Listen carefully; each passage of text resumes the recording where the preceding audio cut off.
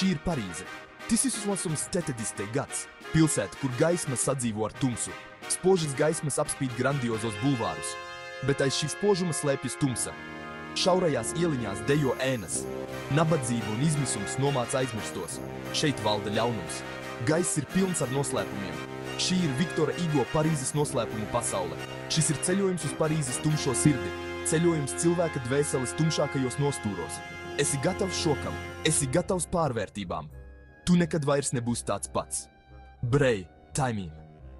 Informāciju par šī video veidotājiem atradīsiet aprakstā zemāk.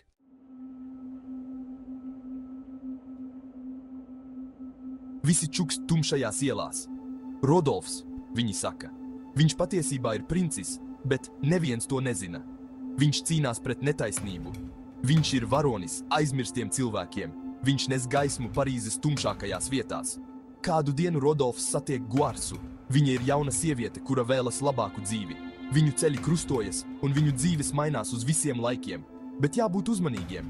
Ēnās vienmēr slēpjas briesmas. Vai Rodolfam un Guarsai izdosies izvairīties no tuvojošajām briesmām?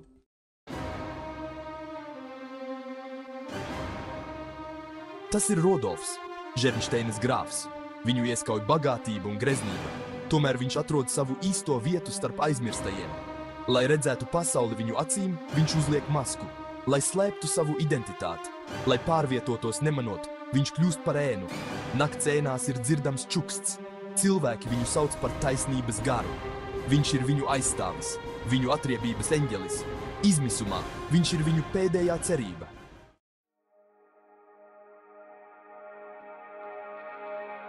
Rodolfam bija divas sejas. Dienā viņš pavadīja laiku ar Parīzes bagātniekiem. Viņš dejoja ar viņiem un apmeklēja ballītes. Bet viņa sirds tur nebija. Visur, kur Rodolfs gāja, viņš redzēja netaisnību. Viņu sāpināja nabadzīgo cilvēku ciešanas. Un, kad iestājās nakts, Rodolfs atklāja savu īsto seju. Viņš bija ēnu vīrs, taisnības ēna. Kad kādam bija nepieciešama palīdzība, viņš parādījās kā īsts sargeņģelis.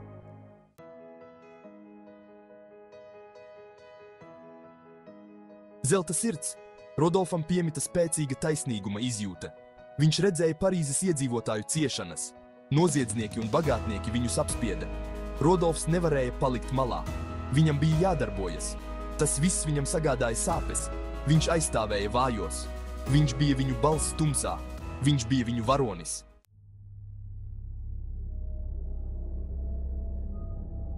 Tumsa bija iekrāsojusi nakti un migla klāja ielas.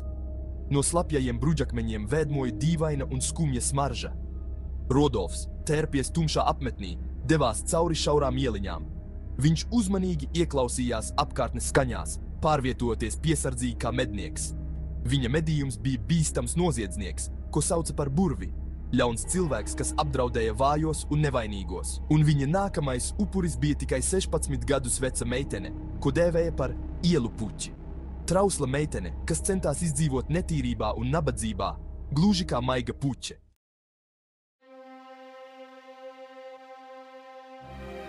Tumšajā ieliņā Rodolfs pamanīja viņu paslēpušos. Viņas drēbes bija nodilušas un ķermenis trīcēja. Viņas skatiens bija bailīgs, tomēr tajā varēja saskatīt arī drosmi. Rodolfs saskatīja viņā cerības dzirksti, nepiekāpīgu garu. Viņš maigi uzrunāja viņu. Viņa balss rosīgās ielas trokšņu vidū skanēja kā mierinošs čuksts.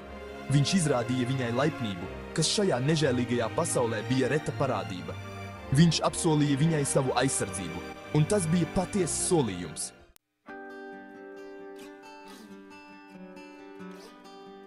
Rodolfs, vedot Gvarluzu pa Parīzes labirintam, sāka just, ka starp viņiem veidojas saikne. Viņa bija piesardzīga, noslēgta, bet Rodolfs to saprata. Viņš redzēja sāpes Gvarluzes acīs, rētas, ko atstājusi ciešanas. Bet viņš redzēja arī viņas spēku, nepiekāpību grūtību priekšā. Gvarluze atgādināja Rodolfam par viņa paša spēku, par viņu kopīgo apņemšanos cīnīties par taisnību.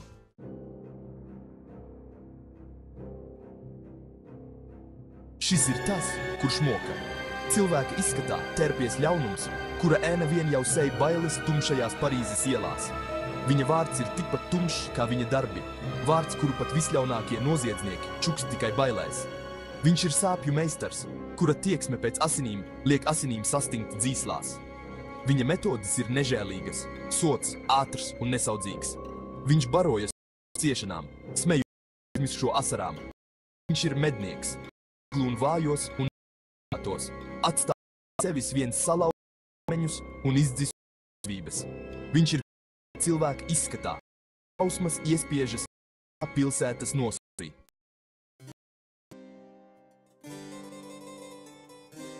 Meklējot patiesību, Rodolfs nokļūst arvien dziļāk Parīzes labirintos. Katrā stūrī slēpjas kāds noslēpums, katrā ēnā kāds neizteikts stāsts.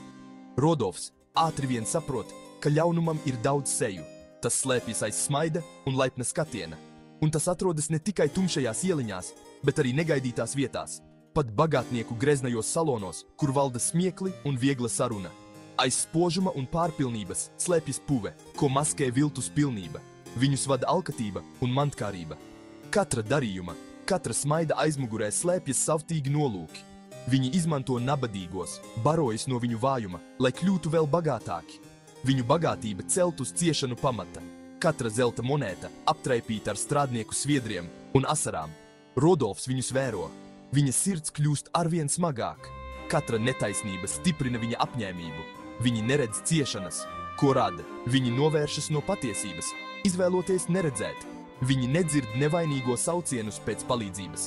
Viņi ir pārāk aizņemti ar savu varas spēlēm, lai uztrauktos par savu rīcību sekām. Viņu pasaule ir kā zelta būris. Skaists no ārpuses, bet iekšpusē sapuvis no greznības un vienaldzības. Spīdīgs slazds, kas padara viņus par savu ego gūstekņiem. Iepazīstieties ar Žaku Ferānu, notāru, kas iemieso šīs šķiras liekulību. Viņš ir meistars, kas prot izmantot likumu kā ieroci, lai pakļautu sev vājākos. Viņš izmanto viņu nabadzību, nezināšanu un labticību. Viņš atņem viņiem cieņu, īpašumus un pat dzīvību. Rodolfs vēro Ferāna negodīgos darījumus un redz, kā tie sēd sabiedrības dvēseli. Ferāna alkatība uzkurina uguni, iesprostojot nabagos nebeidzamā nabadzības ciklā. Viņš ir daļa no korumpētas sistēmas, kas veicina nabadzību un ciešanas. Tā ir nežēlīgā sistēmas seja, kas samīda nabagos, salaužot viņu cerības un sapņus, dzels tvēriens.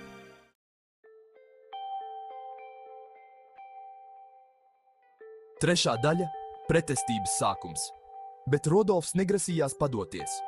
Viņš bija apņēmies atmaskot šo korumpēto sistēmu un atklāt patiesību.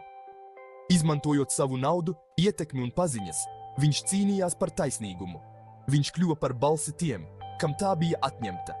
Viņš nojauca neredzamos šķēršļus, ķieģeli pa ķieģelim, līdz brīdim, kad neviens vairs nevarēja ignorēt trūkumcietēju ciešanas. Viņš zināja, ka ceļš nebūs viegls. Bagātnieki bija aizmirsuši par savu pienākumu, un viņu vara bija iesakņojusies pārāk dziļi. Tomēr sacelšanās sēkla bija iesēta, un Rodolfs bija apņēmies to audzēt, pat ja tas nozīmētu visu upurēt. Kā atbalsis no senām dienām. Liktenis bija savījis skumju stāstu, katrs pavadiens savīts ar sāpēm un noslēpumiem. Rodolfa pētījumi atklāja patiesību, kas bija personiskāka, nekā viņš jebkad bija iedomājies. Katra lapas puse bija kā jauna noslēpuma kārta, kas tika nolobīta. Meitene, kuru viņš bija zvērējis aizsargāt, La Goualeuse, bija daļa no viņa. Šis atklājums visu mainīja. Viņa pagātni, viņa nākotni, visu. Patiesība viņu skāra kā zibens spēriens. Viņa pagātne ar nepielūdzamu spēku ielauzās tagadnē. Atmiņas, kuras viņš bija centies aprakt, atgriezās kā atriebības dievietes. Viņš atcerējās dienu, kad pazaudēja savu mīlestību. Dienu, kas atnesa tikai sāpes un izmisumu. Viņu mazā meitiņa, kas viņiem tika atņemta. Sāpes nekad nebija rimušas. Gadiem ilgi apspiestās atmiņas tagad plūda kā neapturama strauma. Nožēla un vainas apziņa viņu pārņēma. Katrs tēls, katra emocija, viss runāja par vienu un to pašu patiesību. Viņš nebija spējis viņu glābt. Šī doma viņu plosīja gabalos. Viņu mīlestība nebija bijusi pietiekami spēcīga, lai pasargātu no tumsas. Viņš jutās bezspēcīgs, salauzts savas vainas priekšā. Bet tagad, pēc tik ilga laika, liktenis deva viņam otru iespēju. Iespēju izpirkt savu vainu, labot kļūdas un atrast mieru. Sos, meita pazudusi, tēvs atrasts. 19. gadsimta Parīze. Aizkustinošs stāsts ir gatavs sākumam. Guluāza, jauna sieviete, kas uzaugusi Parīzes graustos. Viņa meklē savu vietu pasaulē. Gadiem ilgi viņa ir cīnījusies ar nabadzību, vientulību un skarbo dzīvi, bet tagad viņas dzīvē ir parādījies noslēpumains glābējs. Vīrietis, kuru viņa pazīst tikai kā D, sniedz viņai cerības staru. Viņš parādās no ēnām, lai viņu aizsargātu. Šis vīrietis, šis cilvēks, kuru viņa apbrīno, kuram viņa uzticas, atklāja, ka patiesībā ir viņas tēvs. Neiedomājama saikne. Bailes un apjukums pārņem Guluāzu. Pēc tik daudziem ciešanu gadiem, kā lai viņa spēj pieņemt šo jauno patiesību? Vai viņa var uzticēties šim vīrietim un ļauties sapnim par dzīvi bez ciešanām? Dzīvi, kurā beidzot rast mieru un drošību. Rodolfs redz šaubas viņas acīs. Bailes, kā arī šī iespēja tiks viņai atņemta. Viņš saprot viņas bailes un nedrošību. Viņš apsola iekarot viņas uzticību, sniegt mīlestību un atgūt zaudēto laiku. Viņš parāda, ka viņa vairs nav viena. Viņš viņai parāda, ko nozīmē ģimene, cik svarīga ir piederība un ka mīlestība ir stiprāka par jebkurām grūtībām. Kopā viņi var sadziedēt vecās rētas un ienest gaismu viens otra dzīvēs. Atpestīšanas cena. Rodolfs zināja, ka atpestīšanai ir sava cena. Tumsas spēki, kurus viņš centās sagraut, tik viegli nepadosies. Viņi izmantos šo jauno vājumu, šo jauno plaisu viņa bruņās, lai viņu salauztu. Rodolfam bija jāizvēlas. Aizsargāt savu meitu un atgriezties ēnās, vai turpināt cīņu, riskējot ar savu drošību un pat dvēseli. Viņa ceļš bija grūts un bīstams. Nedrošs līdzsvars starp mīlestību un pienākumu, atriebību un piedošanu. Viņš saprata, ka atpestīšanas cena varētu būt daudz augstāka, nekā viņš jebkad bija iedomājies.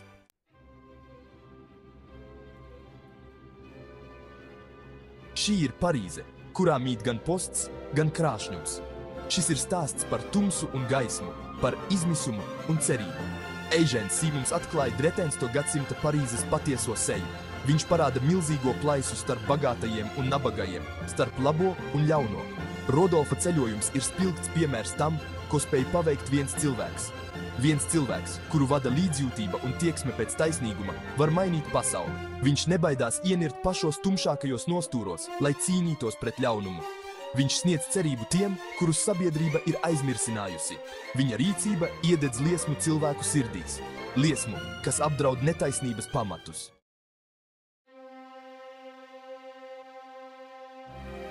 Parīzes noslēpumi nav tikai stāsts. Tas ir kā spogulis, kas atspoguļo mūsu realitāti. Pasaule, kurā kontrasts starp bagātajiem un nabagajiem ir ļoti skaidri redzams. Vieta, kur labais un ļaunais vienmēr cīnās. Šis ir vēstījums mums visiem.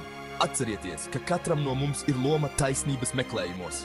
Ežens aicina mūs atvērt acis, ieraudzīt netaisnību sev apkārt, necīnīties pret nepareizo, bet aizstāvēt pareizo, cīnīties par labāku pasauli. Dosimies kopā ceļojumā cauri Parīzes noslēpumu pasaulē un atklāsim noslēpumus. Ļaujiet sevi apburt šī šedevra spēkam, kas joprojām ir aktuāls. Un kā atbalsts, Parīzes noslēpumi joprojām rezonē mūsos, atstājot mums kaut ko vairāk par vienkāršu stāstu. Kā spogulis, tas mums parāda gan tumšās, gan gaišās mūsu sabiedrības puses. Nevienlīdzība un mūžīgā cīņa starp labo un ļauno nav atrodama tikai Igo romānos. Tā eksistē arī mūsu šodienas pasaulē. Šis stāsts ir aicinājums rīkoties. Tas mudina mūs saskatīt netaisnību sev apkārt, apšaubīt pastāvošo kārtību un cīnīties par taisnīgāku un godīgāku pasauli. Igo darbs pārsniedz laika robežas, iedrošinot mūs visus pievienoties šai nebeidzamajai cīņai. Parīzes noslēpumi nav tikai stāsts. Tas ir mantojums, kas mums vienmēr atgādina par literatūras spēku radīt pārmaiņas.